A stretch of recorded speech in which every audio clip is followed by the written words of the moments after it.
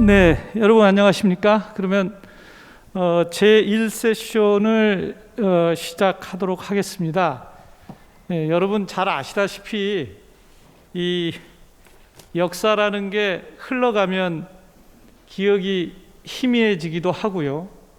또는 흘러갈수록 기억이 또렷해지기도 합니다.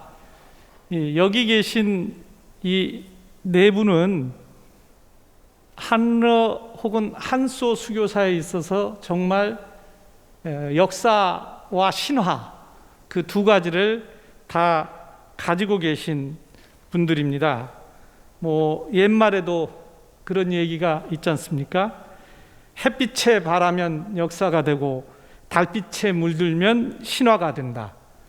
네, 여기 있는 네 분이 바로 이 역사와 신화 그 두 가지를 다 가지고 계시고 만들었던 분입니다. 이정빈 장관님의 경우는 한소 수교가 이루어지는 과정에서 여러분들이 기억하는 샌프란시스코 노테우 고르바초프 정상회담 직전의 비밀 교섭에서부터 시작하여 그 이후에 주로 대사 그리고 외교부 장관 등등을 거치면서 한소 수교, 한러 관계 발전에 정말 역사와 신화를 다 간직하고 계신 분이고, 그 옆에 계시는 정태익 대사님의 경우는 이정빈 장관님께서 외교차관보를 거쳐 외교장관까지 되는 과정에서 당시 청와대 외교비서관 그리고 나중에 주로 대사 등등을 거치시면서 청와대와 외교부에서 호흡을 맞추면서 역시 역사와 전설의 양 측면을 공유하고 계시는 분입니다. 그 옆에 앉아 계시는 안재학 사장님의 경우는 한국 셀러리맨의 정말 심볼, 우상, 워너비라고 할 수 있는 직업이 사장이라고 할 수 있는 분입니다. 삼성의 아주 쟁쟁한 회사의 사장을 3번이나 하셨고, 여기 제주 신라호텔을 포함하고 있는 신라호텔 사장도 하셨고, 삼성전자의 해외 사업단을 총괄하는 해외 사업단 단장 사장도 하셨고, 삼성 코닝의 대표이사 사장도 하셨고, 나중에는 코엑스의 사장도 하셨던 그런 대한민국의 정통파 경제인이십니다. 그러니까 이런 분이 한소 수교 이후에 그 어목하던 97년 IMF 위기 시에 러시아 CIS 삼성 총괄사장으로 가시면서 일본 기업은 철수를 하고 한국 기업은 남고 그 브랜드를 올리고 러시아와의 신뢰를 구축하는 그러한 결정적인 결단들을 하신 그러한 역사의 증인들이십니다.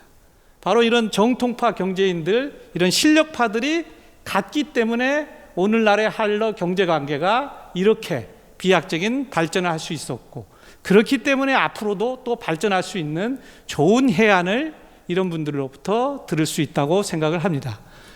그 옆에 계시는 조광래 원장님의 경우는 우리의 꿈, 우주 개발에 있어서 한국의 한계를 극복하고자 러시아와 한국 간의 우주로 향하는 사다리를 쏘아 올리는 그러한 역할을 직접 참여하셔서 하셨던 나로 프로젝트의 총괄 책임자셨고, 지금 현재에도 한국의 우주 개발 그리고 한러 우주 발사체 협력 등등과 관련한 수많은 비사와 또 현실의 역사를 간직하고 계신 분입니다. 이런 분들로부터 오늘 우리가 한러관계 30년의 회고 그리고 미래 30년을 위한 좋은 해안을 가질 수 있는 그런 기회를 갖게 돼서 대단히 영광스럽습니다.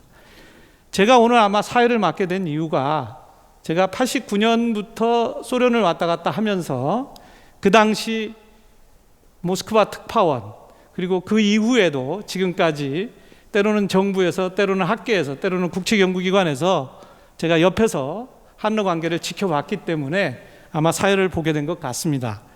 그래서 일단 시간을 저희가 조금 늦게 시작을 하긴 했습니다만은 정말 중요한 해안을 얻기 위해서는 이런 분들에게 발언을 할 수 있는 시간을 많이 뺐으면 안 될 것 같습니다. 그래서 일단은 이정빈 장관님부터 한러 수교 막전 막후와 관련된 그 어떤 회고의 단초를 여는 그런 말씀을 듣도록 하겠습니다. 그러니까 여러분 아시다시피 한러 수교는 공식적으로 우리들이 기억하기로는 1990년 6월 4일 샌프란시스코 페어몬트 호텔에서 있었던 노테우 고르바초프 정상회동을 거쳐 그 다음에 최우중 장관과 셰브르나제 외상 간의 한러 수교 선언, 그리고 노태우 대통령의 90년 12월에 방소, 그리고 91년 4월 19일 바로 이곳 제주 신라 호텔에 고르바초프 대통령의 답방이 이루어지면서 아주 급물살을 타게 됩니다. 그 당시에 또 한 분의 역사적인 분이 저기 앉아 계신 레샤코프 참사관이신데요. 레샤코프 참사관께서는 우리 노태우 대통령이 최초로 모스크바를 방문하셨을 때 그때 옆에 계셨던 분입니다. 그리고 그때 모스크바 대학 연설을 하실 때 로그노프 총장과 노태우 대통령의 통역을 할 때 그 옆에 있었던 분이고요. 그 이후에 다시 이렇게 한국과 인연을 맺어서 지금 현재는 참사관으로 와 계십니다. 자, 그러면은 이정빈 장관님께 마이크를 넘겨드리고 막전 막후와 관련된 그 회고를 일단 부탁드리겠습니다. 예, 이정빈입니다. 30년 전에 바로 이 자리에서 당시 그 노태우 대통령과 고르바초프, 그때 당시에는 소련이죠. 소련 수상 간의 대통령 간의 그 정상회담을 실무적으로 제가 총책임을 가지고 당시에 제가 외무부 정무차관보로서 총책을 맡아서 바로 이 자리에서 그걸 진행을 했었습니다.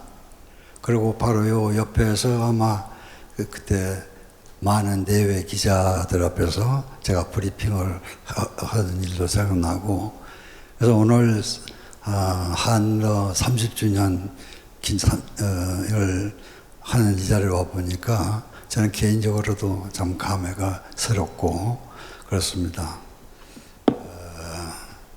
여기 한러 수교 30주년이라고 하지만 엄격히 말하면은 그때 저희들이 러시아 소련하고 수교를 했습니다. 그때는 소련이 해체되기 전이기 때문에 그 후에 소련이 해체되고 러시아로 됐습니다만은, 그래서 엄격히 말하면은 한소 수교 아마 30주년이 되겠죠. 조금 전에 김 교수께서 말씀하신 바와 같이 우리가 동서 냉전이 붕괴될 때 가장 그 국제적인 그러한 기류에 우리가 기류를 포착해서 우리의 외교 지평을 갖다 확대해야 되겠다. 그래서 그 소위 북방 정책을 그때 우리 외교 기치로 삼고, 우리가 미수교 상태에 있던 동국권 국가, 그다음에 이제 여기 소련, 그 당시에 소련과 수교하고, 또 조금 있다, 한 1년 후에 중국과 수교를 하고, 이렇게 해서 참 우리 외교 지평을 갖다가 넓히고, 그러한 것이 큰 외교적인 쾌거가 되었습니다. 거기에 가장 그 밑바닥이 될 수 있는 그 상황이 한소 수교인데, 그때 당시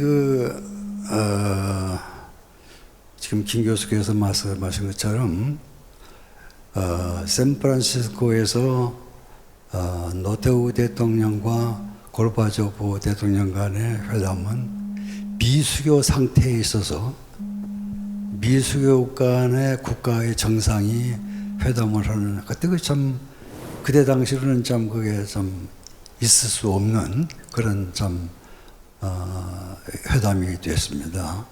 그 회담이 그 다음 후에 그 후에 다음에 그때만 제가 기억하기로는 이 제주 신라 호텔이 완전히 개원이 되지 않던 상황이 하지 않았나 싶은데 그때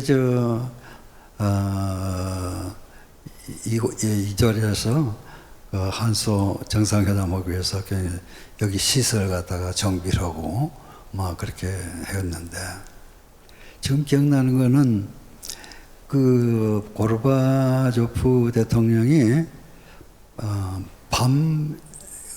오후 늦게 도착을 하게 돼 있었어요, 여기를. 근데 시간이 자꾸 연장하다 보니까 여러 가지 사정 때문에 밤 늦게 도착을 했습니다. 한 10시 넘어서 만찬 준비를 다 하고 있는데 우리 측 참석자들은 식사도 못하고 고르바초프 도착되기를 기다리고 있는 중이었죠. 그래서 이제 늦게 도착해서 아마 만찬을 밤 11시 가까이 돼가지고 시작을 했어요. 만찬을. 그런데 만찬을 하다 보니까 12시 반이나 새벽에 만찬이 끝났습니다. 그래서 그때 이틀 동안 밥을 먹었다 하는 그런 좀 웃지 못할 얘기가 나오게 됐습니다. 그때. 저도 평생에 저녁을 이틀간에 거쳐서 먹은 것은 제 평생에 처음 일이었고, 그때 한소 정상회담 때 이 제주도에서 이 서귀포에서 있었던 일화 중에 하나입니다. 이렇게 해서 이제 조금 전에도 설명이 있었습니다만은 한 러시아 관계는 30년 동안에 참 여러 분야에서 많은 발전을 해왔고 오늘날 경제적으로나 문화적으로나 스포츠 여러 분야에 있어서 참 긴밀한 관계에 처하게 되었습니다. 다만 그런 세월이 지났지만은 30년이 지났지만은 참 북한에 우리가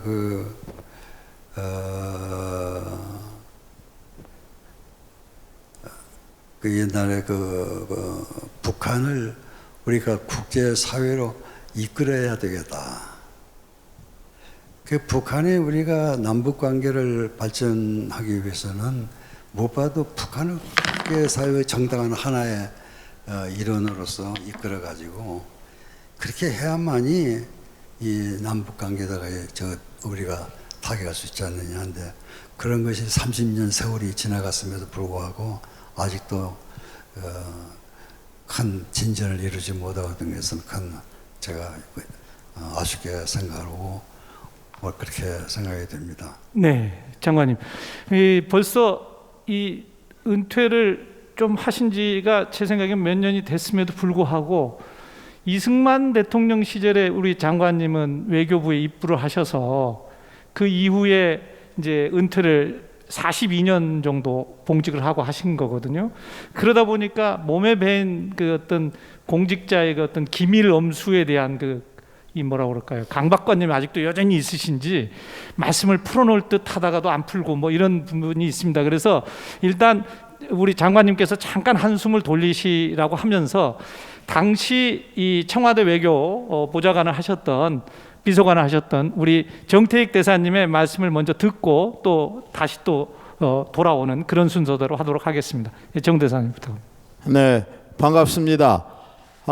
장관님께서 말씀하신 대로 지난 한러 수교 30주년을 기념하는 학술대회가 또 마침 고르바초프 대통령하고 노태우 대통령의 정상 만찬이 있던 바로 이 장소에서 이렇게 열리게 된 것을 매우 뜻깊게 생각을 합니다.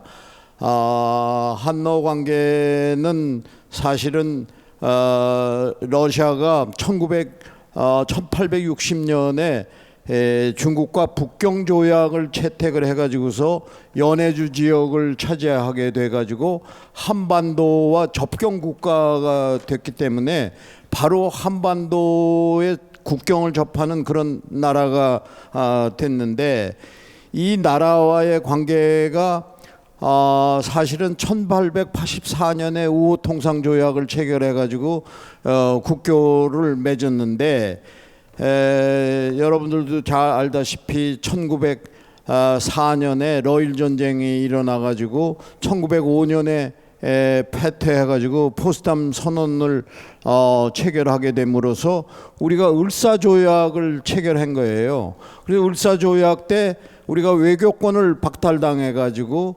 1905년에 한러 이 수교 관계가 단절이 됐는데, 1990년에 85년 만에 수교가 된 것은 이건 정말로 엄청난 역사적인 사실입니다.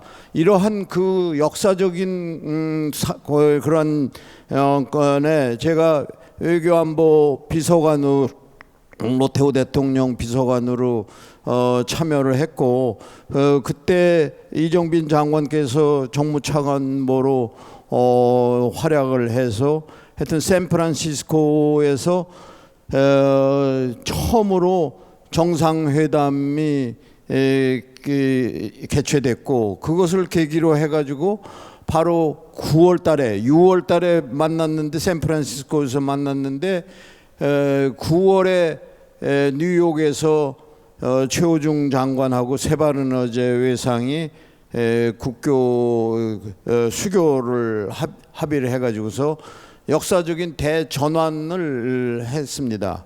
근데 그러한 그 배경에는 사실은 우리가 냉전 시대에 살면서 1970년대에 미소가 대땅뜨가 이루어져 가지고 우리도 그 대땅뜨에 편승을 해가지고 대공산권, 특히 소련과 수교를 하기 위해서 많은 기구도 만들고 그랬습니다. 그래서 그 당시에 그것을 업무를 담당하는 과를 새로 만들었는데, 외교부 정보문화국의 특수지역과를 만들었어요. 근데 그때 제가 그 사무관년 때인데 그때 그 관여를 했는데, 우리가 공산권에 대해서 수교 노력을 했는데 그때 열리지 않았어요.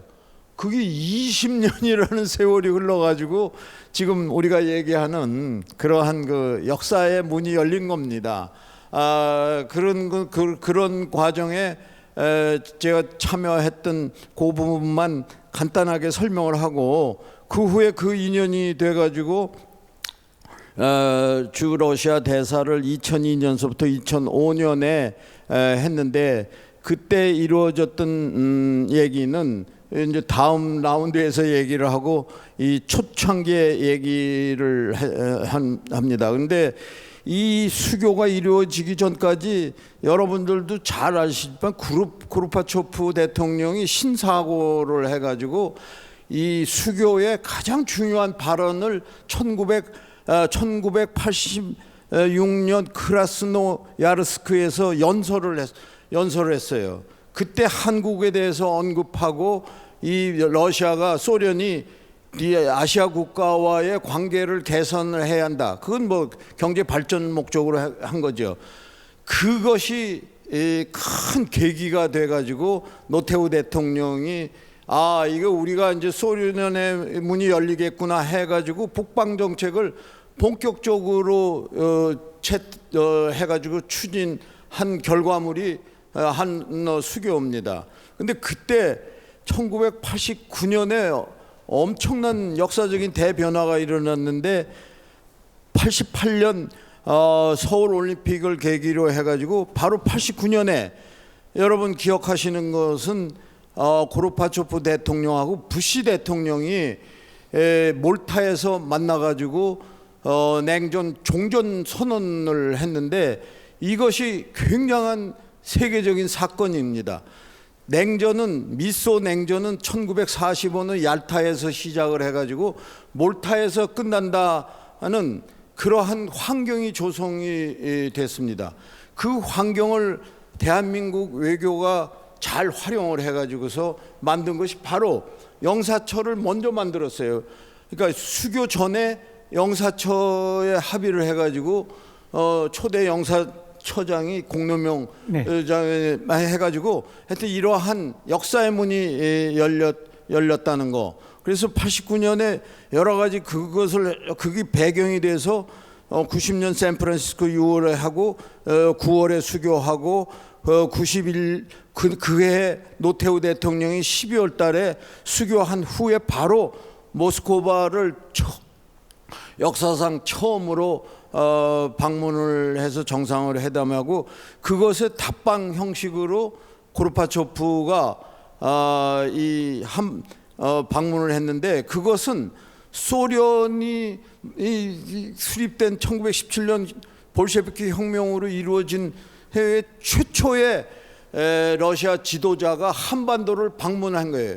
북한하고 수교 관계가 있었고 그러한 긴밀한 관계가 있고 김일성이가 여러 번 모스크바를 갔음에도 불구하고 소련 지도자가 한반도를 방문한 적이 없는데 처음으로 이 방문을 했기 때문에 이것이 역사적인 사건이 되고 그것 때문에 제주도가 평화의 섬으로 된 그러한 겁니다. 그래서 저는 요 전반부는 그 안에 이제 배경에 관해서 설명을 하고 나중에 얘기는 또 이어서 말씀드리겠습니다. 감사합니다. 우리 대사님이 벌써 얘기를 하시면서 시간을 이제 많이 끌어다 주셨습니다. 그래서 이렇게 현장에서 그 관변, 그러니까 외교관과 청와대 그리고 그 주변에 여러 가지 이노베이티브한 아이디어를 주셨던 분들의 노력에 의해서 한소 수교가 되고 또 우리 기업들이 적극적으로 러시아에 진출을 하게 됩니다. 그런데 이제 한국이 러시아에 진출을 하는 것은 뭐 정치적인 의미로 굉장한 의미를 갖지만 과연 경제적으로도 이것을 성공시킬 수 있고 한국 경제가 한 단계 도약할 수 있는 계기가 될 수 있겠는가 하는 의문들이 끊임없이 제기되던 시점에 한국을 대표하는 삼성그룹에서 가장 엘리트 코스를 받고 가장 정통파 경제인이라고 하는 그러한 우리 안재학 사장님 같은 분이 러시아의 총괄 사장으로 부임을 합니다. 이런 것들이 굉장한 의미가 있다고 생각을 합니다. 전략적 판단이라고도 생각을 하고요. 그래서 안재학 사장님께 그 당시 그 부임을 하게 된 막전 막후 그리고 그 이후에 한국이 어떻게 러시아 시장을 공략을 했는지 경략을 했는지 이런 말씀을 잠깐 듣도록 하겠습니다. 네.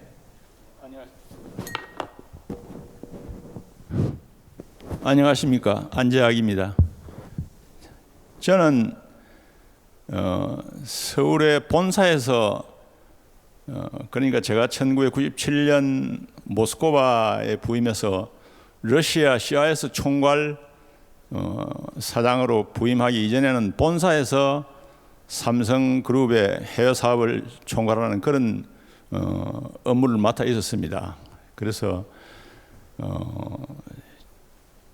그러니까 이제 저희들이 그 구소련이 해체되고 시장 경제로 도입되고 이 무렵에 처음 1990년 초에 삼성그룹에서는 삼성물산과 삼성전자가 이미 지점을 개설해서 활동을 하고 있었습니다만은 어느 정도 이제 초기 단계를 거치면서 여러 가지로 교역에서 이제 무역뿐 아니라 미래를 위한 투자도 생각을 하고 이러면서 어쨌든 제가 모스크바에 부임을 했습니다.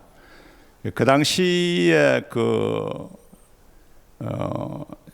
상황은 잘 아시다시피 개방 초기에 여러 가지 그런 그 혼란과 위험도 많았고 그만큼 또 새로운 시장에 대한 기회도 컸습니다.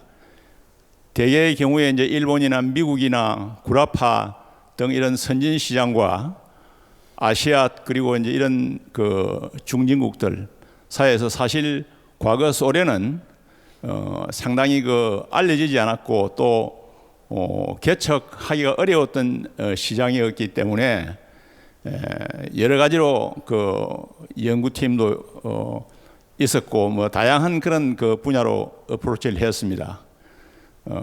아시다시피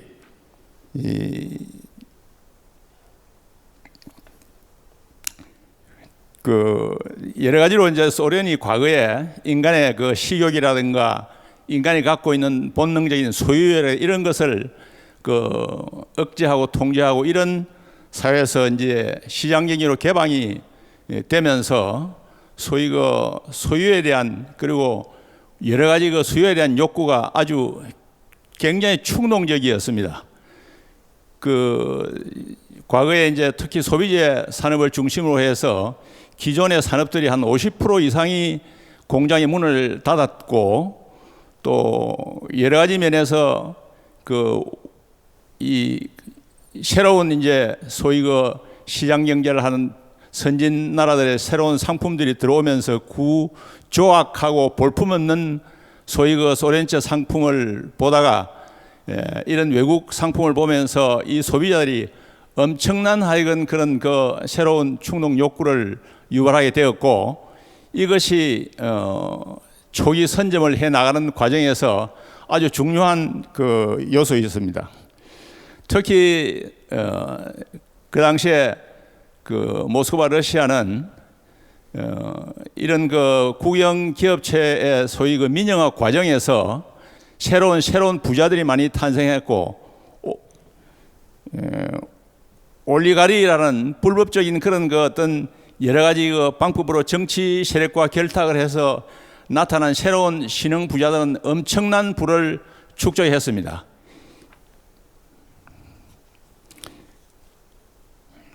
그래서 저희 이제 그 삼성으로서는 저는 두 가지를 원래 계획을 했습니다. 하나는 삼성물산은 이제 순수한 글로벌 트레이딩 회사니까 우리 한국의 철강이라든가 여러 가지 기계류 등을 러시아를 위시로 한 CIS 수출을 하고 또 러시아와 CIS의 그런 자원과 여러 가지 그런 또 철강 이런 것을 한국으로 수입도 하고 또 아시아 등의 제3국으로 수출하는 이런 트레이딩 무역을 하나 생각을 했고 첫째 이제 그 다음에 이제 이 전자는 우리 제조업으로서 그 당시에 전 세계적으로 다양하게 수출하고 있었기 때문에 처음 시장에 들어갈 때 우리는 그 전략을 아주 선점 전략으로 다른 경쟁사들이 그 당시에 일본이나 그 구라파나 이런 나라들의 유명한 전자 소니나 예를 들어서 소니나 파나소닉이나 필립스나 이런 회사들은 이미 왜냐하면 그 사람들은 선진 시장에다 자리를 확고하게 자리 잡고 있었기 때문에 이런 위험이 따르는 러시아에 대해서는 상당히 좀 소극적이었습니다. 그래서 그 한국의 삼성이나 다른 우리 전자업체들은 반면에 다른 그런 선진국 시장에서는 상당히 고전을 하고 있었고 이류 상품 취급을 받고 있었습니다. 그래서 우리가 러시아에서는 처음부터 조기에 선점을 하고 시장의 이 절대 우위 전략을 펴야 되겠다. 그리고 인류화, 초인류화를 지향해야 되겠다. 여기서는 이런 목표를 세웠고 그래서 이제 시작할 때 전자는 완결형 사업 구조로 갖자. 단순하게 여기 우리 제품을 수출해서 팔고 끝나는 것이 아니고 처음 시작할 때 완결형 사업 구축이다. 그래서 본사로부터의 파견 인력도 최정예 인력을 보내고 특히 이제 현지에 과거에 이제 그 모스크바 국립대학이라든가 여러 가지 그쪽에 굉장히 우수한 소위 그 천재급 인력을 확보를 해서 우리가 마케팅 쪽의 영업에도 투입을 하지만 처음부터 우리가 93년에 기술연구소를 또 설립을 했습니다. 기술연구소를 모스크바에 설립을 해서 소위 그 모스크바 국가연구소에 근무하고 있는 그런 우수한 엘리트들을 확보해서 단순하게 영업적인 측면도 있지만은 기술 소위 그 교류를 할 수 있는 기술 인력도 확보를 하고 이런 그 우수 인력을 확보를 했습니다. 그리고 이제 주력 상품에 대해서는 모스크바 핵심 지역에 쇼룸을 만들어서 우리의 그 고급 품목들을 진열을 해서 대대적으로 홍보를 했습니다. 이런 것은 러시아 아까 말씀드린 새로운 수요체 아주 정말 판타스틱한 그런 어떤 그 기회를 제공하는 그게 되었습니다. 그리고 이제 그 중요한 소위 그 요소에는 판매 대리점을 만들었어요. 거기에는 이제 과거에 구소련에서 오랜 그 기간 일을 한 이런 사람들은 상당히 그 오랜 기간 공산주의 체제 하에서 교육을 받았기 때문에 상당히 그 여러 가지로 경쟁력이 없었어요. 그래서 젊은 사람들, 거기에 아주 젊은 사람들이 해외에서 공부도 하고 하는 영어도 잘하고 유연한 친구들이 중심이 돼서 그런 사람들을 뽑아서 교육을 시켜서 대리점에 다 또 책임자가 되는 그런 쪽하고 우리가 계약을 해서 일을 했고, 그리고 이제 상품은 아주 비싼 값으로 대개 한 10% 내지 15%의 고가 전략으로 높게 책정하고 이렇게 해서 본격적으로 우리가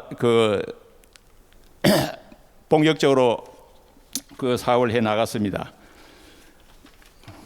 그 결과로 그 시장 개혁 초기에부터 한 10여 년도 미치 안 돼 가지고 러시아에서 1위 전자업자로서의 위상을 확고하게 다졌습니다. 피땀 흘린 노력을 통하여 위기를 기회로 바꾼 것입니다. 러시아에 진출한 글로벌 IT 기업들의 2007년 사업 실적을 비교해 보면은 삼성전자는 38억 달러의 매출을 올렸는데 반해 미국의 그 휴렛 패카드는 약 한 20억 불로 1위와 큰 차이로 자리를 굳혔고, 핀란드의 노키아가 14억 불, 일본의 소니는 11억 달러에 그쳤습니다. 그래서 삼성전자는 러시아에서 1등을 차지한 품목은 뭐 TV라든가 냉장고, DVD 플레이어, 전자레인지 등 10여 개의 품목에 이르는데 러시아에서 어엿한 국민 기업으로 통했습니다. 모라토리움에서 오히려 투자를 강화했기 때문에 어려울 때 도와준 형제 같은 기업이라고 생각도 하게 되었습니다. 그래서 이제 그 방금 말씀드린 여러 가지 품목들 외에 핸드폰, 뭐 오븐 등 특가 제품 도입으로 2007년에는 특히 8개 제품군에서는 압도적인 1위로 소니 등과는 2배 정도의 격차를 벌렸습니다. 2007년 CIS 전체 그리고 볼틱, 에스토니아라든가 라트비아, 리투아니아 다 포함하면 55억 불 정도의 매출을 올렸고, 러시아 상공회의소와 베스트 브랜드 위원회 공동 주관하는 러시아의 국민 브랜드로 선정되기도 했습니다. 그래서 제가 잠시 뉴욕에 있었던 그 경험을 좀 말씀을 드리면은, 저는 1980년도 중반까지 삼성 뉴욕 지점, 당시에 삼성 아메리카라는 현지 법인이었습니다. 삼성 뉴욕 사장으로 있으면서 미국 전체를 총괄을 했었는데, 당시 이제 그 아까 말씀 소니라든가 일본의 미국의 구라파의 유명한 브랜드들이 그 맨하탄의 그 멀티 브랜드 샵에 그 자기들 상품을 진열을 해서 판매를 하고 있는데, 그 아주 좋은 고객이 들어와서 가장 쉽게 볼 수 있는 좋은 그런 그 어떤 선반에는 그런 그 유명 브랜드 제품들이 다 자리를 차지하고, 삼성이라든가 다른 국내 브랜드 아이템들은 그 바닥에 쪼그리고 앉아서 봐야 되는 아주 코너에 관심도 끌지 않는 그런 장소에 먼지가 쌓여가지고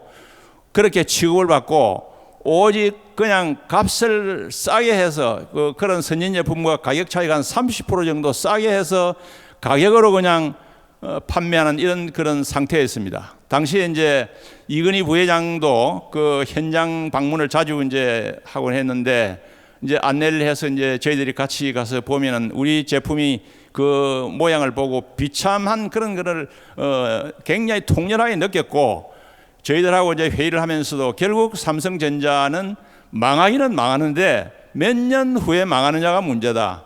이거는 하여간 근본적으로 바꾸지 않으면 우리가 망할 수밖에 없다 하는 것을 느꼈고, 그런 것이 아마 제 생각에는 그분이 회장이 되어서 나중 1993년 프랑크푸르트에서 제2창업선언 신경영 선언을 하는 그런 어떤 밑거름이 되었지 않느냐, 그런 생각도 해봅니다.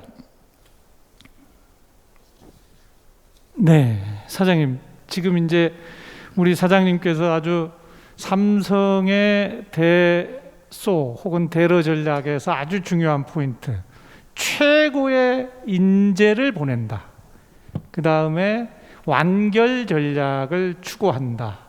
그리고 장기적인 측면에서 질적 전환을 위한 어떤 계기로 이 소련 시장을 활용한다. 이런 아주 중요한 포인트들을 말씀해 주셨습니다. 그래서 그 다음 얘기는 또 조금 이따가 듣기로 하고요. 이런 그 업계에서의 각고의 노력을 하고 R&D 센터 같은 것도 열고 하면서 지식과 기술의 협력 이런 분야로 들어가고 있을 때 수교를 주도했던 청와대나 외교부나 하는 이런 대한민국 정부도 가만히 있지는 않았죠. 국책연구기관인 항공우주연구원이라든가 다른 여러 기술 관련 연구소에서도 한국이 차세대 선진국으로 기술 강국으로 도입하기 위해서는 러시아와 어떤 형태의 첨단 기술 협력을 해야 될 것인가 하는 그러한 차관점을 갖고 굉장한 노력을 전략적으로 추구를 했습니다. 그 과정에서 핵심적인 역할을 한 프로젝트 중에 하나가 한국과 러시아 간의 항공우주 협력입니다. 그것과 관련해서는 우리가 이제 나중에 말씀을 드리겠습니다만은 한국이 외국과 맺은 최초의 우주기술 관련 협력 협정도 굉장한 중요한 역할을 했고, 또 그 전후로 항공우주 분야에 있어서 미국이라든가 다른 선진국들의 기술 이전에 어떤 꺼려하거나 어떤 압력을 가하는 속에서도 그걸 극복하고 돌파하면서 협력을 몸소 실천한 우리 조광래 원장님 같은 기술자들의 노력이 있었습니다. 그래서 우리 조광래 원장님께 그런 내용을 잠깐 듣도록 하겠습니다. 안녕하십니까. 항공우주연구원 조광래입니다. 그 앞에 우리 이 장관님이나 정 대사님 또 안 사장님 말씀하시는 거는 굉장히 그 큰 범위의 말씀을 하시고 우리 많은 국민들이 직접적으로 영향을 받는 그런 말씀 같은데, 저는 뭐 지금 말씀드릴 게 매우 좁습니다. 그 로켓과 관련된 그런 협력에 대해서 간략하게 좀 한번 말씀을 드리겠습니다. 그냥 말씀드리면 98년 9월 1일 날 제가 이제 평소처럼 사무실에 출근을 했는데, 그 아침 9시경에 제가 평소 알고 지내던 청와대의 비서관 한 분이 저한테 전화를 하셨어요. 근데 이제 그분을 어떻게 알게 됐느냐면은, 사실은 우리 정 대사님이 북미 국장 하실 때 기억하실지 모르겠는데, 북미 국장 하실 때 우리가 MTCR이니 뭐 이런 문제, 한미 미사일 한미 미사일 자율 규제 지침 뭐 이런 것들 때문에 저희들도 물론 그 국방과학연구소라든지 이런 출연연구소 해서 이제 정부에서 그런 그 의사 결정을 하는데, 우리 정 대사님께서 당시 북미 국장으로 계시면서 이제 회의를 했어요. 그래서 몇 번 참여를 하니까 정 대사님께서 그 당시에 로켓 공부를 좀 해야 되겠다. 그래서 와서 좀 로켓 공부를 좀 시켜라. 그래서 이제 찾아뵙고 있을 때 그때 만나게 된 분이 이제 송민순 그 당시 청와대 비서관님인데, 전화를 하셔가지고 숫자를 막 저한테 불러주시더라고요. 그 시간에 따른 속도, 고도 뭐 이런 데이터를 불러주면서 계산을 한번 빨리 해봐라. 그래서 이제 해보니까 이거는 뭔가 미사일을 쏜 것 같습니다. 근데 미사일을 그냥 쏘면은 문제가 있을 것 같으니까 인공위성을 쏘았다라고 하기 위한 그런 데이터 같습니다. 그랬더니 그러냐. 그러면서 이제 사실은 그 전날 미국이 대포동을 쐈다. 뭐 이런 얘기를 하시는 거예요. 그러니까 이제 언론에 상당히 이 대서특필이 되고 뭐 이러니까 이제 정부에서도 대책을 수립하기 위해서 특히 이제 과학기술 분야에서 해서 이제 당시 과학기술부 이제 했습니다만은 뭐 모여가지고 하는데, 그 전까지 우리나라가 로켓이라는 것을 연구를 안 했습니다. 제가 이 자료로 작성한 것에서도 보시면 알겠습니다만, 우리는 너무 늦게 이제 물론 뭐 그 다른 나라가 러시아가 인공위성을 쏠 때 우리는 겨우 국민 소득이 67불, 100불 이러는 시절이었으니까 우리가 뭐 할 수 있었겠습니까만은, 여하튼 너무 늦은 상황에서 못 하고 있는데 이제 북한이 저렇게 했으니까 빨리 우리도 대책을 강구하라 하는 이제 지시가 내려왔는데, 이게 과학기술계가 어떻게 보면 좀 창피한 얘기입니다만은 하나도 전문가가 없다가 어디서 그냥 전문가가 엄청나게 많이 나타나요. 나타나서 돈만 대주면은 5년 안에 쏜다. 뭐 이런 얘기들을 그냥 원로라는 분들이 그렇게 얘기를 하니까 그 되는갑다 하고 이제 실제로 그러면 쏴라 해놓고선 그분들은 다 갓버리고 남는 거는 이제 저희 같은 이제 실무자가 남았는데 5년 안에 안 되거든요. 그래서 이제 대안으로 이거는 국제협력이 불가피하지 않느냐. 물론 이 로켓이라는 것이 대표적인 이중농도 기술입니다. 뭐 우리가 평화롭게 쓰면은 인공위성도 발사하고 뭐 우주 개발도 하고 하지만은 또 다른 목적으로 쓰면은 대표적으로 이제 대량 살상무기 운반체로 활용되기 때문에 이 굉장히 큰 그 이 제약이 걸려 있습니다. 그래서 이제 당시에 이제 미국, 일본, 중국, 인도, 프랑스를 뭐 계속 돌아다니면서 어떻게 안 되겠느냐 하고 뭐 애걸하다시피 했는데 다 안 된다고 그랬고. 러시아만 그래 한번 해보자 이렇게 돼서 이제 저희들이 러시아하고 협력을 하게 된 그런 계기가 됐습니다. 그래서 뭐 시간이 저도 이제 너무 많이 잡아먹을 수가 없어서 한 말씀 더 드리면은 이제 그러다가 뭐 기억하시는 분도 계실지 모르겠습니다만은 저희들이 2009년에 첫 발사했고 2010년에 두 번째 발사를 했는데 둘 다 실패를 했습니다. 실패를 해서 뭐 국민 여러분들께도 많은 그 이 실망도 드리고 했습니다만은 그때 가장 가슴 아팠던 게 뭐냐면은 언론에서 왜 러시아하고 했냐, 왜 그 이 공산주의 국가하고 했냐, 미국하고 하면 될 텐데 뭐 이런 얘기. 그러면서 그 당시에 이제 우리 이런 걸 한 게 노무현 정부에서 했단 말이죠, 협력을. 그랬더니 좌파 정부라서 러시아하고 했냐, 뭐 이런 식으로까지 이제 저희들한테 막 그 압력이 들어오는데 그 이제 물론 하나하나 다 이제 언론사니 이렇게 찾아가면서 해명을 했습니다만은 모르겠습니다. 저는 그 과학기술 문제만큼은 그런 이념의 얘기로 해서는 정말 국가 발전을 할 수 없는데 막 그렇게 된 그런 것이 좀 아쉬웠고요.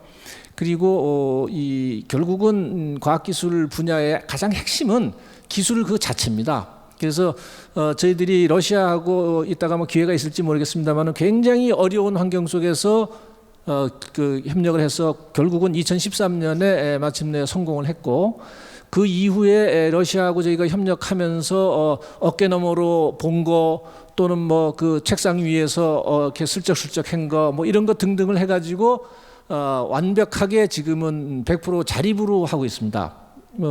인공위성은 지금도 미국이나 이런 데서 부품을 가져오지 못하면은 실용급 위성은 우리가 발사할 수 없습니다. 기술적으로. 그러나 발사체는 미국 지금 현재 이 순간에도 미국으로부터 가져오는 건 하나도 없고 그냥 이 상용 시장에서 필요한 것들 조금 사서 하는 정도지 다 100% 국산화가 됐습니다. 어제 우리 정 대사님께서도 잘 돼 가냐 이렇게 해서 여쭤보시길래 제가 이제는 뭐 우리 힘으로 할 수 있습니다 이렇게 말씀드렸는데요. 내년에는 그래서 18년에 저희들이 시험 발사해서 성공을 했고요. 내년에 이제 인공위성을 싣고 첫 발사를 지금 10월경에 할 겁니다. 아마 내일 국가우주실무위원회를 거치고 국가우주원회 거쳐서 정부에서 공식적으로 이제 어나운스를 할 것 같은데 여하튼 러시아와의 우리가 우주 협력을 해서 그걸 발판으로 해서 이제 우주 기술에 자립할 수 있는 특히 이제 로켓 분야, 우주 발사체 분야 자립할 수 있는 계기를 마련했다. 우선 이렇게 말씀드리겠습니다. 네, 원장님 감사합니다. 뭐 어떻습니까? 지금 이제 한 라운드를 했습니다만은 저희가 이런 말이 있지 않습니까? 바닷물은 한 모금만 마셔도 그 맛을 알게 마련이다. 이 네 분의 내공이 얼마나 깊은지 한 라운드만 돌아도 저희가 알 수가 있습니다. 지금 우리 조광래 원장님이 말씀하신 내용은 정말 짧은 축약사고요. 저 속에는 예를 들어서 현대 정주영 회장이 우주 관련 기업을 만들어내고 우주 관련 기업을 만들어서 러시아하고의 우주 협력을 추구하다가 갑자기 중단하고 또 러시아와의 그 남북러 가스 파이프라인 사업을 관련해서 진행을 하다가 또 좌절이 되고 하는 여러 가지 많은 숨은 비화들이 숨어 있습니다. 제가 당시 특파원을 하고 또 한수경제협회 당시 회장이 정주영 회장이었을 때 정주영 회장과 고인이 되셨지만 그분도 자주 만나 뵙고 취재를 하고 해서 저도 뭐 나름대로 이런저런 얘기를 알고 있습니다만은 사실은 그런 것과 관련해서는 우리 이정빈 장관님이 또 많은 내용을 알고 계십니다. 이정빈 장관님은 아까도 잠깐 드렸지만은 이승만 대통령 시절에 외교부 사무관으로 입부를 해서 김대중 대통령 시절에 장관직을 관두면서 42년을 근무를 하셨습니다. 북방 정책이 대표적인 좌우를 가리지 않는 바이파티잔 정책이었고 그 산 증인으로 이 옆자리를 지키셨고 직접 진행을 하시고 하셨는데요. 또 이정긴 장관님이 그 일을 추진하는 과정에서 중요했던 부분은 이제 한국의 중동 진출 과정이었을 때의 그 외교부의 담당 대사나 장관 실무진과 기업인들 간의 갈등의 모습을 또 지켜보고 또 그 모습 속에서도 그걸 조화해내면서 국가 경제를 업그레이드 시켜야 되는 당시 청와대나 대통령과 같은 국가 지도부의 어떤 고민도 지켜보셨고 한러 수교뿐만 아니라 한국과 일본과의 수교 협상 과정에서 조약이라는 게 얼마나 중요한가라는 것을 깨달으면서 외교부에서 조약 관련해서 4년 이상 근무한 아주 대표적인 또 조약 전문가십니다. 그래서 한국과 러시아의 수교 이후의 과정에서 굉장히 중요한 조약들이 외교사에서 중요한 조약들이 한국과 러시아, 소련 간에 체결이 됩니다. 그때 별 실수가 없고 지금 봐도 아주 모범적인 조약들이 많이 만들어집니다. 그런 것들이 다 그런 축적된 경험에서 나왔다고 생각을 합니다. 그러면 이제 장관님께서 다시 한번 또 우리 우주 또 이제 남북러 협력 그다음에 또 지도부 양국 정상들 간에 이루어졌던 많은 비화 속에서 당시 정말 우리가 수교를 통해서 러시아하고 수교를 통해서 무엇을 지향했고 또 장관님께서 어떤 방향으로 이걸 끌고 가려고 하셨는지 또 장관 이후에 한러 관계를 포함해서 동북아 전체를 어떻게 그림을 그리셨는지 또 어떤 생각을 가지고 계신지 한 말씀 해주시죠.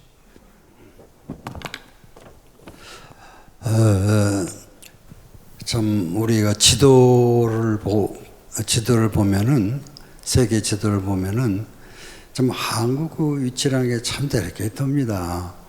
이 동북아 이 끝단에 이 섬나라로 되어 있어가지고 주변에 강대국 우리 역사적으로 봐서 우리나라가 자발적으로 어떤 국군을 개척해 본다는 그런 계기는 없었을 겁니다. 그러나 더군다나 좀 2차 세계대전이 끝나고 싫든 좋든 남북이 분단이 되고 좀 경제적으로 그 참 세계 최빈국 하나로 되어 있고 제가 그 공직 생활을 시작한 게 방금 김 교수께서 말씀하신 것처럼 1920만 대통령 말기 때 제가 외무부에 들어가는 그때 그 국민소득이 한 60불 정도 됐는데 참 명색이 외교관이라고 해외 가서 근무를 하지만 그 겪었던 쓰라린 저거는 말할 수가 없습니다. 그런 과정에서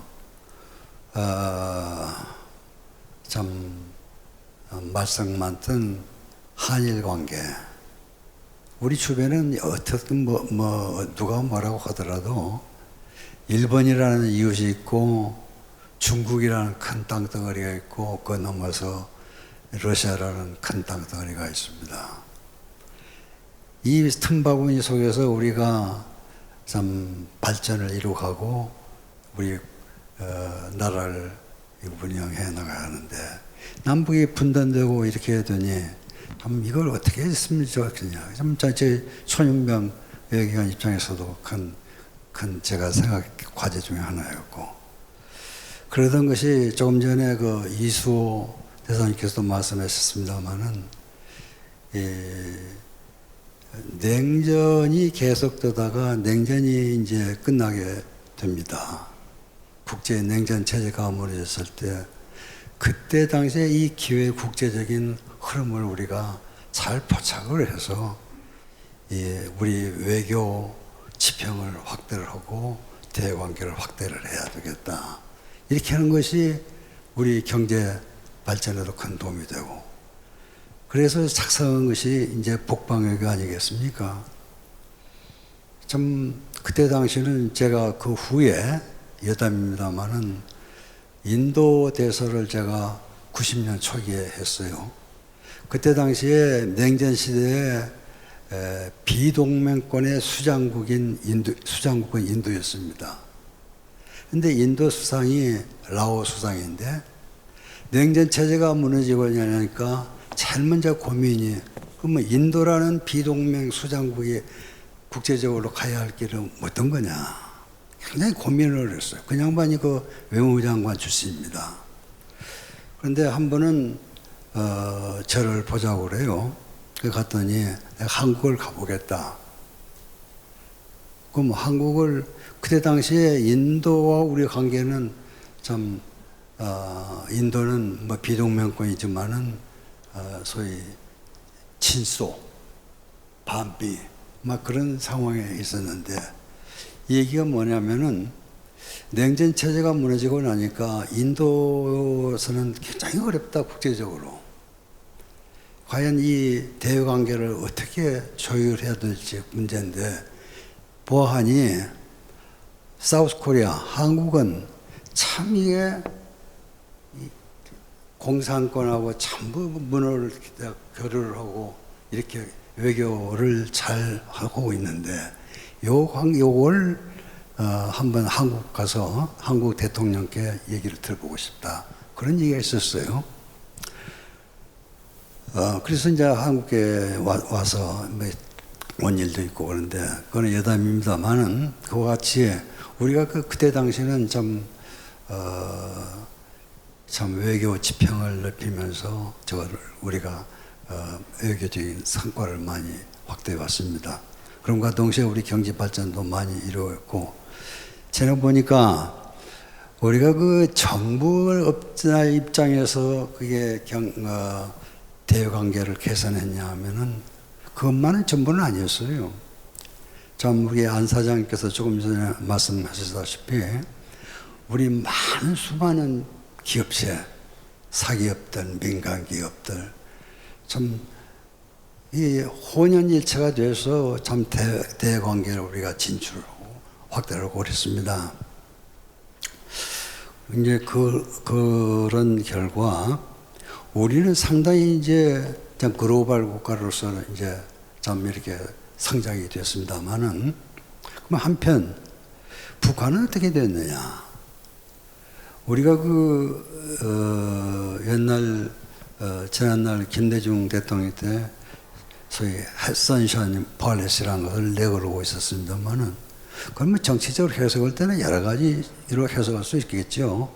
그러나 저는 외교적으로 볼 때 이거는 이 북한을 인터내셔널 커뮤니티의 하나의 일원으로서 받아들이고 북한을 개방을 해야만이 이 국제사회의 흐름 속에서 우리가 이 북한이 거기에 들어오고, 그렇게 해야만이 정상적인 관계를 유지하고 남북 관계를 개척해 나갈 수 있지 않느냐, 이런 상황에서 우리 그 북방 정책과 동시에 우리 우방국에 대해서 북한하고 관계 개선을 우리가 적극 노력을 했습니다. 참 이거는 북방 외교의 또 하나의 바퀴라고, 측면이라고 볼 수가 있는데, 그때 당시에 이제 저도 이제 당시 김대중 대통령을 모시고 구라파를 방문하는데, 그 당시에 독일 수상이 그래요. 우리가 이태리하고 구라파 국가에서는 제일 먼저 북한하고 외교관계를 수립해라, 해달라 하는데, 북한 독일 소상왈 이태리가 왜 무엇 때문에 무슨 실리가 있다고 북한하고 외교관계를 수립한다고 하더냐, 이런 말까지 물어보고 막 이런 그런 일이 있었습니다. 그 후에 사실 북한으로 하여금 우리가 소련 러시아하고 중국하고 다 관계 정상화로 했으니 북한도 일본하고 미국하고 관계를 정상화하고 그렇게 되면은 참 이제 한반도에 우리가 이 남북 관계라는 것도 참 순탄하게 우리가 이제 풀어갈 수 있지 않느냐. 근데 그 후에 참 여러 가지 사정 때문에 특히 북핵 문제라든지 여러 가지 문제 때문에 북한의 외교 지평은 여기서 끝나고 말았습니다. 끝나고 말고 그 상황이 아직까지도 계속되어 있는데 참 지내고 보면은 북방 외교를 한쪽으로 해서는 우리는 굉장히 성공적이라고 볼 수 있지만은 북한을 국제사회로 끌어들이지 못하고 오늘날 이렇게 계속 고립 상태에서 이 핵 문제를 핵을 개발시키고 해가지고 점점 이렇게 이 구렁에서 빠져나가지 못하겠다는 데서는 참 가슴 아프고 아쉬운 것이 많다 그렇게 말씀드릴 수 있습니다. 네, 네, 장관님께서 계속 강조하시지만 북방 정책의 바퀴가 두 개가 있다면 하나는 공산권 국가들과 수교를 하고 냉전의 장벽을 깨트림으로 해서 한국의 지평을 넓히는 것이고 다른 하나는 남북 문제의 획기적인 진전을 이룩하여 북한과 보통 정상국가 형태 혹은 궁극적으로는 통일을 지향하는 그런 방향으로 나아가는 목표가 있는데 두 번째 목표가 아직 여전히 참 답답한 상황이다라는 소회로 들려집니다. 우리 그 정태익 대사님께서는 지금 우리 이정빈 장관님 말씀하신 것처럼 김대중 대통령 시절에 이제 주로 대사로 가시게 되지 않습니까? 그러니까 제가 기억하기로는 청와대에 아마 외교관으로는 3번을 연속으로 파견을 가신 아주 굉장히 드문, 그래서 청와대 근무를 3번을 하시고 그 다음에 또 주로 대사로 가시고 또 그랬던 걸로 제가 기억을 하는데 김대중 대통령 시절에 가서 이제 노무현 대통령 시절에 이제 그 공직을 이제 현직을 관두신 걸로 기억을 합니다. 근데 그 김대중 대통령께서 주로 대사로 부임을 이제 임명을 하시면서 그 당시 햇볕 정책 또 북한과의 그 화해 협력 정책을 굉장히 적극화하지 않았습니까? 그래서 모리 요시로 그 당시 그 일본 총리에게도 굉장히 격려를 해서 북한과 정상회담을 하도록 평양을 방문하도록 재촉도 하고 그랬던 걸로 기억을 하는데 어떤 특별한 지침을 받고 어떤 김대중 대통령께서 주로 대사를 임명을 하셨는지 또 그 목표는 달성을 하셨는지 여쭤보고 싶습니다. 네, 이정빈 장관님하고 저는 한 10년 정도 격차가 있습니다. 그러니까 입부하신 게 이제 이승만 대통령 말기에 입부를 하셨고 저는 이제 70년대에 입부를 했는데 입부를 해서 제일 아주 좋은 과가 뭐냐 했더니 사람들이 전부 다 엘리트는 너무 조약과를 간다 그래가지고 제가 조약과에 처음 근무를 했는데 그때 장관님께서는 서기관으로 계셨어요. 그래서 그 안에 뭐 한일 회담, 한 국교 정상화 뭐 여러 가지 조약을 했고 또 그 당시에 대한민국이 막 확장하던 시절이었기 때문에 항공협정을 엄청 많이 체결을 해가지고 하여튼 대한항공에서 그때 아주 우리 조약과 직원들 아주 융숭하게 대접을 했는데 그게 전부 다 이정빈 장관님께서 그 서기관으로 항공협정을 무지하게 많이 체결을 했습니다. 하여튼 그런 인물인데 대한민국 외교를 간단하게 설명을 이렇게 해보면은 해방 우리는 유엔에 의해서 정부도 수립되고 유엔에 의해서 전쟁도 막고 또 유엔에 의해서 지금 북한도 제재하고 하여튼 유엔하고 가장 깊은 그런 관계에 있는 나라입니다. 그래서 유엔에 의해서 정부가 수립이 됐지만은 대한민국 외교가 수립되자마자 그때 우리를 승인한 나라가 많지 않거든요. 근데 그것을 하여튼 급속히 많은 나라하고 수교를 했기 때문에 대한민국은 세계에서 어떤 나라보다도 외교를 잘한 나라라고 자평을 합니다. 그리고 남북 대결 시대에 이제 70년만 해도 대결 시대였기 때문에 한국 외교관은 다른 나라 세계 어떤 나라보다도 더 이 부담이 컸어요. 왜냐하면은 양자 관계니 뭐 다자 관계도 할 뿐만 아니라 남북이 분단됨으로 해서 제기되는 모든 문제를 감당을 하면서 일을 했기 때문에 세계 어떠한 외교관보다도 많은 고생을 많이 하고 도전을 많이 겪은 외교관이라고 생각을 합니다. 근데 그 중에서도 외교에 그하는 많은 성과지만은 이 아주 금자탑으로 생각할 수 있는, 높이 평가할 수 있는 게 북방 정책이에요. 아까 말씀드린 대로 세계가 이 소련이 경제력을 감당을 못해 가지고 몰락하는 과정에서 미국이 착안한 것은 소련을 대전환을 시켜야 되겠는데, 이것을 사회주의 국가에서 자본주의 국가로 만들어야 되겠다는 대전략하에서 움직이고, 우리나라도 그 흐름에 타서 북방 정책을 한 거거든요.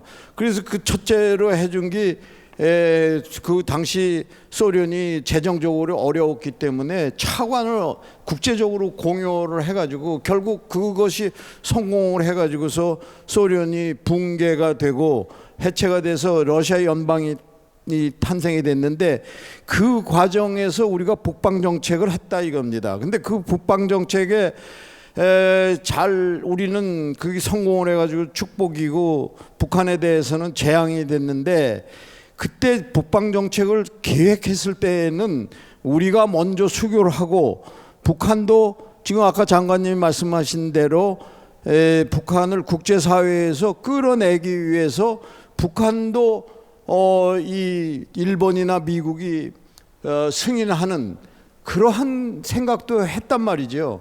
그런데 그것이 안 된 것은 아까 얘기된 대로 김영남 담당 이 김일성 축구의 그 대외 관계를 총괄을 했는데, 우리가 소련하고 수교하고 중국하고 수교를 하니까 여기서 그때 당시에 우리는 핵으로 갈 수밖에 없다는 것이 됐기 때문에, 우리가 북한이 대외적으로 나와서 일본하고 미국하고 수교를 하도록 우리도 생각을 했는데, 안 된 게 바로 핵 때문에 안 된 거예요. 그래서 여러분들 잘 아시다시피 90년 초에 92년 뭐 NPT 탈퇴하고 이때 제1차 핵 위기가 발생을 했던 거거든요. 그러니까 그것은 북한의 스스로가 핵 옵션을 채택을 했기 때문에 외교의 창이 닫혔다고 봐야 됩니다. 그래서 그것이 이제 지금까지도 왔는데, 이 김대중 대통령도 그 북한을 어떻게든지 국제사회에서 끌어내려고 해서 제일 먼저 서방 국가들로 하여금 북한하고 외교 관계 개선을 하라고 그랬는데, 거기에 제일 먼저 응한 게 이태리예요. 제가 이태리 대사를 했습니다. 그때 우리 이정빈 장관님 그때 외무장관이에요. 그래서 김대중 대통령이 구라파를 방문했는데, 이태리를 역사상 처음으로 방문한 거예요. 그건 이유가 있어요. 박정희 대통령이 장면 정부를 엎어가지고 정권을 잡았기 때문에 이 바티칸에서는 공공의 적이 박정희 대통령이에요. 그래서 한 번도 박정희 대통령이 이태리를 방문 못했어요. 그런 이유 때문에. 그런데 그때 그래서 이제 김대중 대통령한테 기회가 와가지고 이태리를 방문했을 때, 제가 거기에서 이제 이태리가 서방 국가 중에 최초로 북한하고 수교를 한 나라가 이태리입니다. 근데 제가 거기에서 만감이 교체됐는데, 교체된 이유는 제가 이집트하고 수교를 하기 위해서 엄청난 노력을 해가지고 그냥 뭐 북한의 그 안에 방해와 그 안에 북한과 이집트 간의 그 역사적인 유대 뭐 이런 것 때문에 모든 역대 대통령이 이집트하고 수교를 하려고 해도 모두 좌절이 됐단 말이에요. 하여튼 여하튼 김일성 주석이 1994년에 사망하는 바람에 기회가 열리고 우리가 노력한 거와 그러한 역사적인 창이 열려서 수교를 했어요. 그래서 그런 어려움을 통해서 우리가 그런 비동맹 국가하고 수교를 했는데 정권이 바뀌고 세월이 바뀌고 정책이 바뀌다 보니까 거꾸로 지금 말씀하신 대로 저기를 수교를 함으로 해서 북한을 국제사회를 끌어내는 정책을 했기 때문에 우리가 오히려 이태리 보고 수교를 하라고 해서 국제사회를 끌어내도록 하는 선도적인 역할을 하라고 노력을 했단 말이에요. 그 결과물이 이제 그렇게 되고 했는데 그 후에 이제 하여튼 뭐 그런 걸로 통해서 제가 이제 이태리 대사를 마치고 나서 하여튼 저 외교연구원장 잠깐 하고 대통령 외교안보 수석이 됐습니다. 근데 이 김대중 대통령한테 제가 직접 물었어요. 저 뭐 수석을 하려면은 대통령이 무슨 생각을 하는지를 알아야 되기 때문에 제가 직접 물었어요. 대통령께서 대외 관계에서 역점을 두실 사항이 무엇입니까? 좀 알려주세요. 물었단 말이에요. 그때 대통령이 명쾌하게 딱 두 마디로 얘기를 해요. 내가 원하는 거는 재직 중에 원하는 거는 남북 관계 개선을 해야 되겠고 두 번째는 일본하고의 개선을 해야 되겠다. 이렇게 딱 두 가지를 목표로 했어요. 그래서 그러한 배경 속에서 햇볕 정책하고 그 김대중 오부치 선언이 나온 거예요. 그러니까 김대중 대통령은 이 한일 관계가 몇 천 년 동안에 그러니까 가서 이 역사를 5천 년 역사를 가정할 때 불행한 역사는 100년 전 정도밖에 안 되고 나머지는 다 우호 설린 관계에 있는데 이 100년 때문에 한일 관계가 도저히 이게 개선이 안 된다. 그런 이것은 옳지 않다라고 해서 그러한 배경 속에서 김대중 오부치 선언이 나왔고 그때 오부치 보고 당신네들이 진정 어린 사과를 하면은 우리도 거기에 상응하는 조치를 해야 되겠다고 해가지고 아주 이제 한일 관계의 가이드라인 모범적인 가이드라는 선언을 채택하게 되고 문화 개방도 하고 그래서 연사마도 나오고 뭐 그런 그 과정이 일었었던 거예요. 그래서 그렇게 된 그러한 것을 저기 기억나고 제가 갑자기 이제 하여튼 뭐 이 러시아를 가게 됐습니다. 근데 가게 된 배경은 뭐 말씀 안 드리겠습니다. 하여튼 저 가는데 말씀드린 대로 이 김대중 대통령은 특별하신 분이에요. 그리고 대사 임명하면 거의 모든 대통령이 가서 임지에 가서 나를 대표해 가지고 일 잘하라 그런 지침을 내리는데 이분은 아주 특별한 분이에요. 그래서 해가지고 당신 저 가 있는 동안에 세 가지를 이뤄놓으라고 그러신 거예요. 그럼 뭐냐 했더니 내가 남북 관계에 있어서 제일 역점을 두는 게 철도 연결이다. 이 철도를 연결을 해야만 남북 관계가 개선이 되는 여러 사업, 뭐 금강산 사업도 있고 뭐 여러 가지 수백 개 남북 협력 사업이 있는데 그 중에 내가 제일 역점이 두는 게 철도 연결이니까 철도 연결하도록 하라고 그래요. 그다음에 두 번째는 경제 협력을 러시아하고 잘해야 되는데 내가 옐친 대통령하고 나우토카 그 공단 건설 합의를 해놨으니까 그거 잘 되도록 해야 되고 세 번째는 에너지 협력이다. 이 한국 수산 협력이다. 이 에너지는 코빅타 거기에서 유전이 가스 새로 발견이 됐으니 그것을 중국한테 연결을 한다고 그러는데 그것을 연장을 해가지고 한국까지 가져오도록 해라. 그렇게 하고 수산물은 지금 명태가 전부 다 그냥 이 베링 쪽에서 잡히니까 거기에 쿼타만이 따가지고 우리 국민들한테 명태를 많이 먹이도록 해라.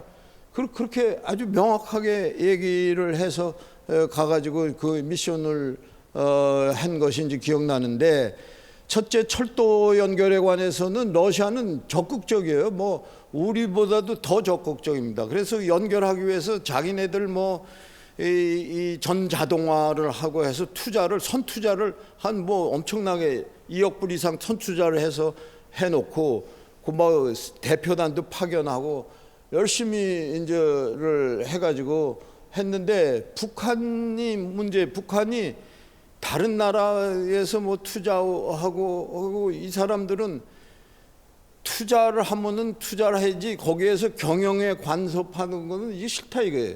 그러니까 투자만 했지 이 저 경영권을 같이 그 운영을 하고 하는 거는 반대다 이거예요. 그러니까 러시아만 네가 다 돈도 다 내고 다 해서 연결을 시키도록 이렇게 하는데, 러시아는 돈이 없으니까 그게 안 돼.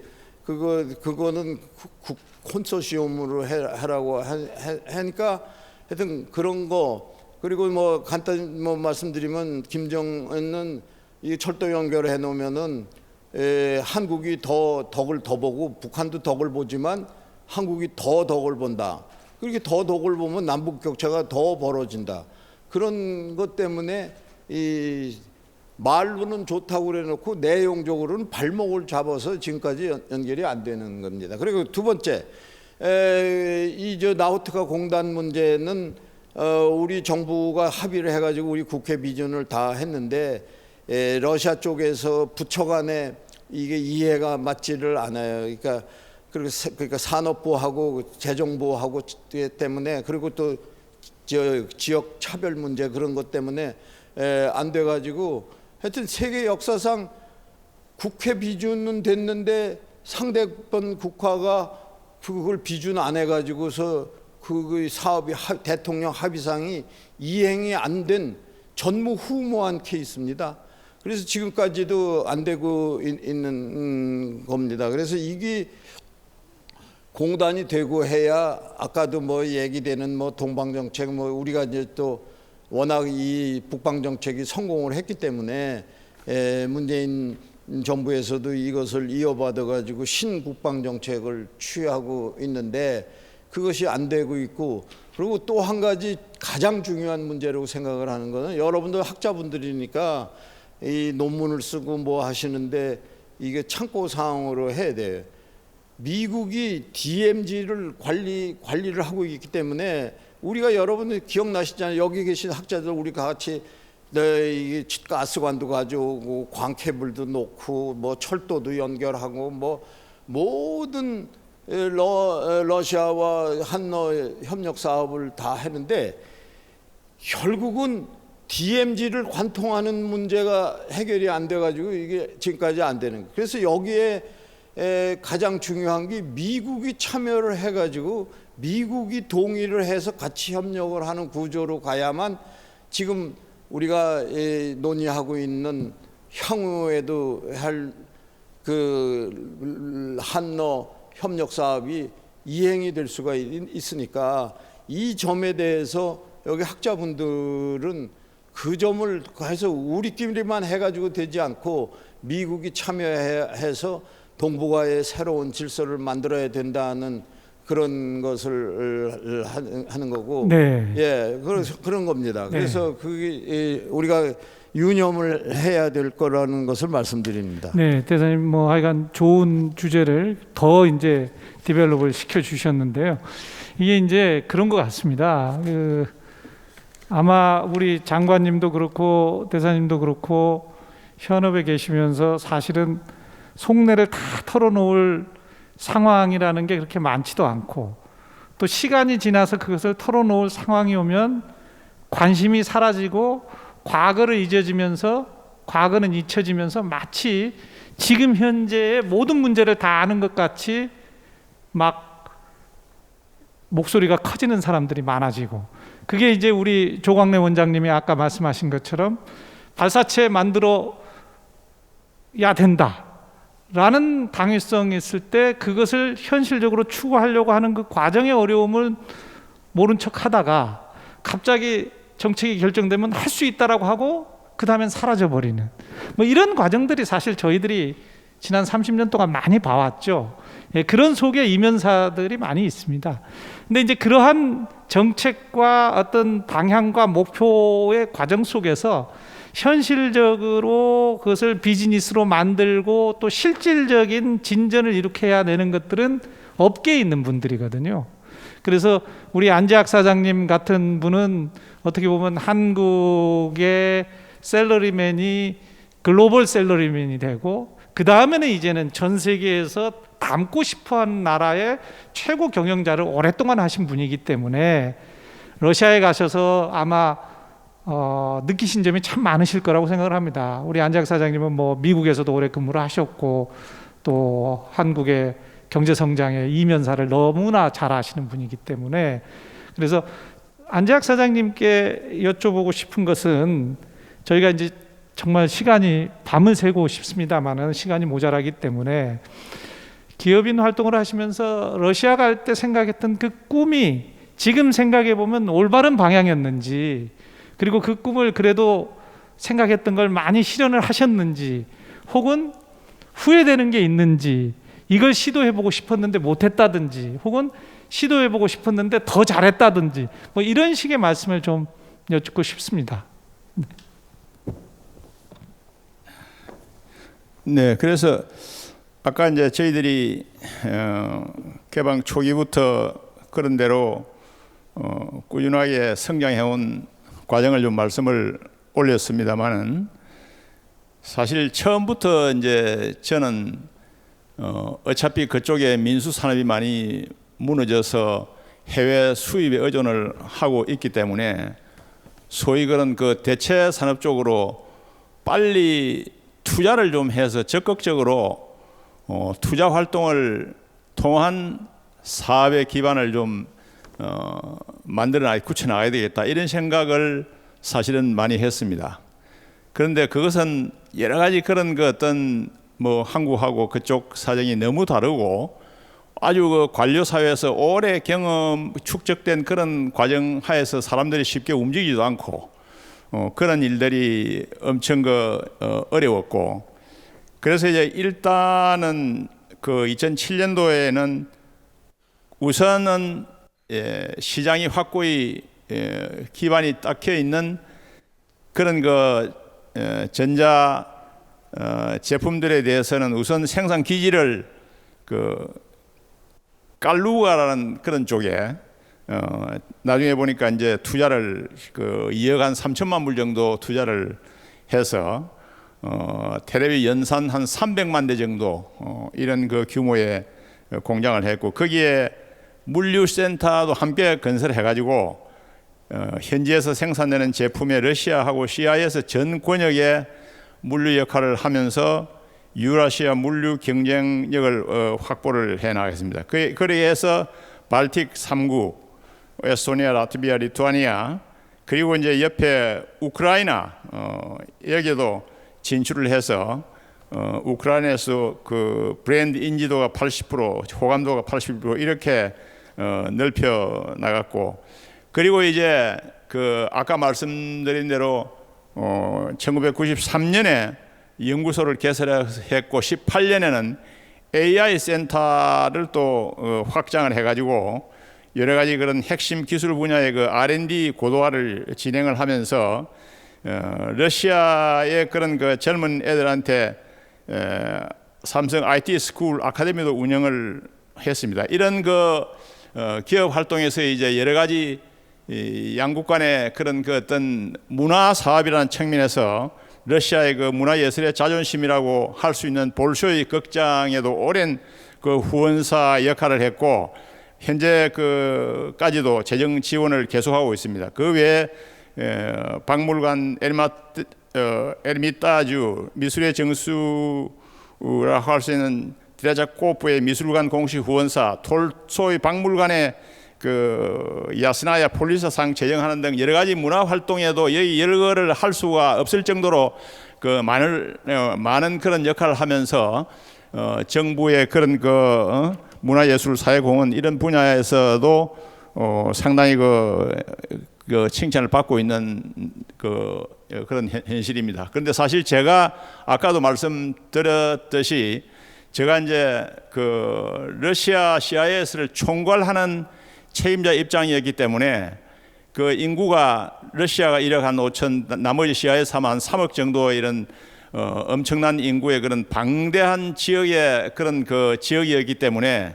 저 나름대로는 상당히 좀 뭔가 좀 뭐 꿈이 부풀었다 그럴까요? 그래서 카자흐스탄 뭐 그 여러 가지 그런 중요한 그런 지역에도 저희들이 이제 생산 거점을 어떻게 마련하느냐. 그래서 우즈베키스탄의 까리모프 뭐 대통령 이런 분도 그런 분들도 어차피 경제를 저변에 그런 그 허물어진 경제를 일으켜야 되니까 외국 기업인들을 만나는 데는 상당히 그래도 그 적극적으로 시간을 내주고 그랬습니다. 러시아에서도 그 산업성 장관이라든가 또 제조업체 그런 그 조합의 책임자라든가 이런 사람들을 만나서 결국 판매에서 이제 아까 말씀드린 이제 생산 쪽으로 본격적인 투자를 이제 생각을 하고 있었는데 나중에 이제 뭐 그 여러 가지 경제적으로 모라토리움이 뭐 러시아에서는 이제 생겨가지고 더 어려워지고 저희들도 이제 그런 투자에 대해서 굉장히 더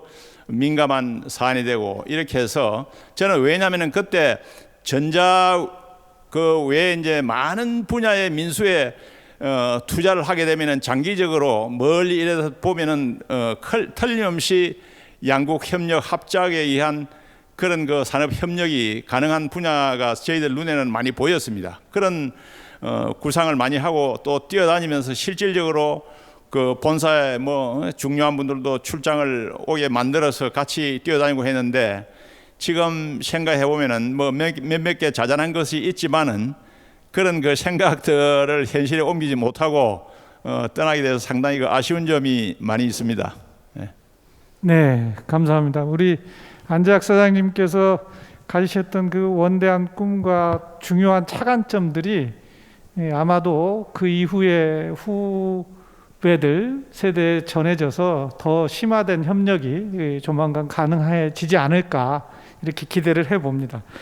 우리 조광래 원장님께도 저희가 참 정말 뭐 시간을 많이 드리고 싶지만 어쩔 수 없어서 조금 아까 우리 안 사장님께 드렸던 질문과 비슷한 그런 참 잘했다 혹은 참 내가 지나놓고 보니까 참 순진했다 뭐 이런 식의 회환이 또 뿌듯한 즐거움이 있을 거라고 생각을 합니다. 그런 말씀을 좀 한국기술협력 관련해서 말씀해 주시죠. 예. 그래서 이제 저희들이 러시아하고 협력을 하려고 했고 뭐 여러 가지 방해도 많았고 했습니다만은 어쨌든 2004년에 노무현 대통령께서 러시아를 방문하시면서 한노 우주기술협력 협정을 체결하고 9월에 했고 10월에 저희들이 이제 계약을 체결을 했습니다. 이제 협력 계약을 당사자 간.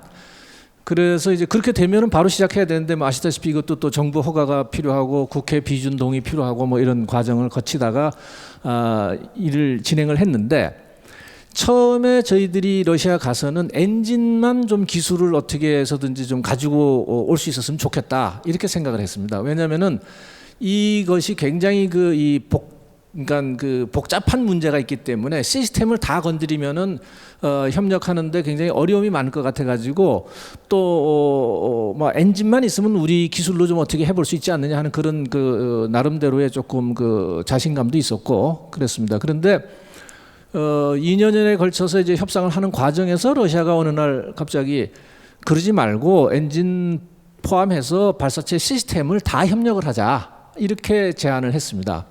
그래서 저희 입장에서는 뭐 불감청 고소원이죠. 그래서 뭐 그러나 제가 즉답은 할 수 없고 정부에 이제 보고를 하고 상의를 한 다음에 결과를 알려주겠다. 그랬더니 뭐 당연히 뭐 정부에서도 동의를 해서 시스템까지 이 협력을 하게 된 것, 이것이 굉장한 행운이 아니었나 그런 생각이 듭니다. 그것을 이제 나중에 이제 알아보니까 그때 왜 그런 결정을 하게 됐느냐.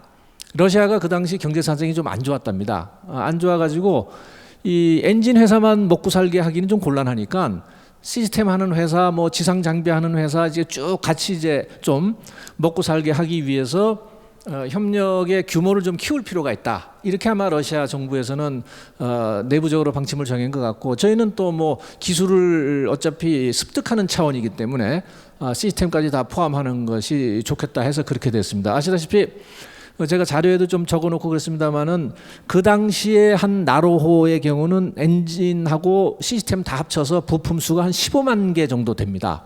근데 지금 우리가 하고 있는 거는 약 37만 개 정도 부품이 됩니다. 그래서 그 37만 개라는 거는 그 37만 것까지 번호가 다 있습니다. 부품 하나하나마다 우리가 번호를 다 매겨놓기 때문에 그러한 그 테크니컬 레드니시 레벨에 따른 번호를 적어서 있기 때문에 그렇고, 뭐 케이블 안에 이제 로켓 안에 케이블 많이 들어가지 않습니까? 그 케이블 같은 경우도 지금 우리 이제 내년에 발사할 것 같은 경우는 케이블 길이가 40km입니다. 그러니까 그 얼핏 보면은 뭐 얼마 안 되는 그런 그 크기가 50m 정도 되는 그러한 그 로켓가 그 안에 케이블 길이가 뭐 한 40km 정도 들어가니까 굉장히 큽니다. 그래서 한마디로 저희들은 보통 이제 로켓을 거대 복합 체계 종합 기술 이렇게 얘기합니다. 그러니까 크고 종합적인 전공자가 한 10개 이상의 그 전공자가 모여야 되고, 그 다음에 이제 자동차처럼 체계 종합을 해야 되고 뭐 이런 겁니다. 참고로 현재 자동차 좋은 것들이 한 22,000점에서 23,000개 정도 부품이 들어갑니다. 자동차 지금 예전에 자동차들은 한 2만 개, 요즘 이제 전자 뭐 이런 그 자동화 이런 게 많이 돼서 그런 거고요.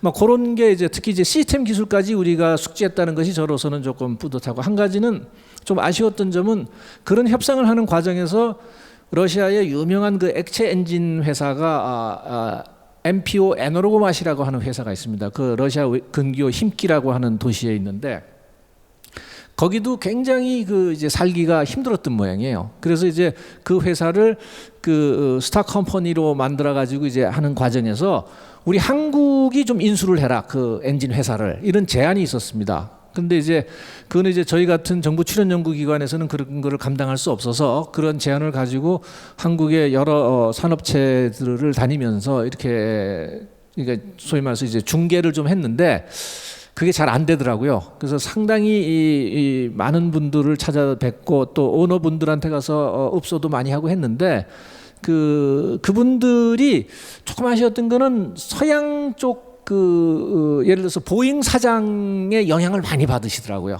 뭐 이렇게 하면은 내가 알아봤는데 보잉사 사장이 그거 하는 거 아니더라, 뭐 이런 식의 그 얘기를 하니까 처음에 이제 딱 이렇게 러시아 그러니까 접고 들어가는 그런 게 있어서 그것을 끝내 이루지를 못한 부분이, 만약에 그때 그렇게 잘 됐으면은 지금 우리가 굉장히 좋은 그다음에 유리한 위치에서 이게 갈 수 있었을 테는 그런 아쉬움이 좀 있습니다. 네. 예, 뭐 간략하게 이 정도 말씀드리겠습니다. 네, 감사합니다, 원장님. 과학에서 과학자들이 뭐 흔히 하는 얘기가 이런 얘기가 있습니다. 모든 발견은 그 다음 발견을 위한 초대장이다. 모든 과학기술 협력은 그 다음 협력을 위한 초대장이다. 실패한 협력은 해답이 없기 때문이 아니다. 잘못된 방식 때문에서 비롯되었다라는 그러한 얘기들이 있습니다. 한러 간의 과학기술 협력에 대해서, 특히 로켓과 우주기술 협력에 대해서 뭐 여러 가지 평가가 있습니다만은 지금 말씀드린 그러한 그 글귀에서도 찾아볼 수 있지 않을까 하는 생각이 듭니다. 제가 시간을 조금 저희가 늦게 시작을 해서 원래 20분까지 끝내기로 돼 있었는데 한 15분 정도 늦게 시작을 해서 15분 정도 더 써도 됩니다. 그런데 이제 우리 박종호 실장께서 30분까지는 맞춰달라라고 말씀을 하셔서 지금 2분이 남았는데, 제가 우리 정말 어려운 걸음을 해주시고 대중 앞에 잘 나서지 않고 이런 얘기를 공개적으로 하기를 굉장히 참 꺼리시는 네 분 전설과 같은 원로들을 모셨습니다. 그래서 이분들에게 많은 시간을 드려야 되는데 대단히 죄송스럽다는 말씀을 드리고, 그래도 한러 수교 30주년 기념 세미나에 특별히 그 의미를 인지하시고 흔쾌히 동의해 주신 네 분께 정말 감사를 드립니다. 한러 간에 처음 수교 교섭을 시작할 때부터 시작해서 지금까지 아마 어떤 의미에서는 현장에 끝까지 있는 사람이 아마 저 같아요. 여기 있는 많은 분들은 나중에 30년 이상 또 열심히 하셨지만 유학생이었거나 혹은 뭐 실무자들이었다면, 저는 기자라는 또는 해외 특파원이라는 특권적인 위치에서 직접 현장을 지켜봤고 옆에서 이면사들을 봤다는 그런 측면에서 나름대로 행운이었다고 생각을 합니다. 그래서 지금 한러 관계가 굉장히 어렵지만 저는 우리가 러시아 하면은 겨울을 떠올리듯이 이런 말로 오늘 1세션을 마치고자 합니다. 절망이 무엇인지 안다면 당신은 분명 겨울의 의미를 이해할 것이다. 네, 2020년 노벨 문학상 수상자 루이스 클락의 시입니다. 네. 러시아에서 겨울을 나본 사람은 러시아의 저력을 이해할 것이다. 그 삶의 힘을 이해할 것이다. 라는 말로 오늘 1세션을 마치도록 하겠습니다. 감사합니다.